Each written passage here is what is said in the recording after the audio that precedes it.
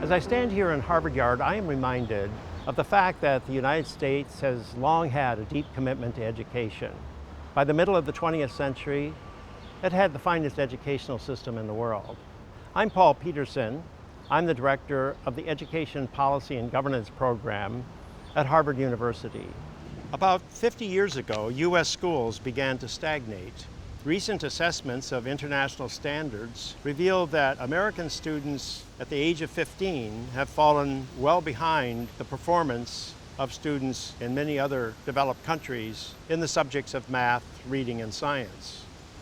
Clearly, the U.S. educational system needs to do better by its next generation of students so that they can perform effectively in the world economy of the 21st century. Saving Schools is a four-course sequence.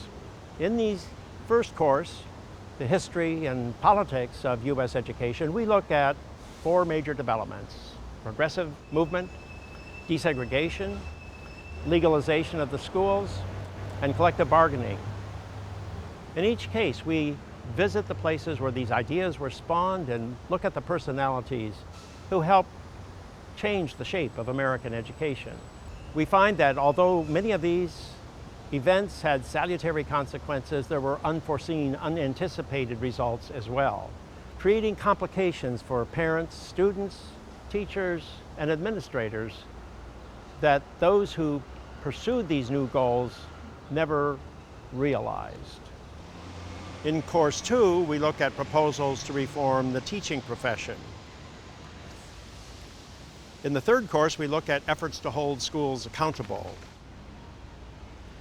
In the fourth course, we look at proposals to give families more school choices. In all four courses, we are asking leading practitioners and experts to join us to discuss why we have headed in the direction we are going and what steps need to be taken in the future.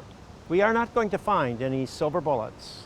There are no easy answers to the problems the U.S. education system faces, just as there is no simple explanation for why we have the schools that exist today. I hope you will join me in this exploration of the U.S. educational system, putting together the pieces that explain American schools today.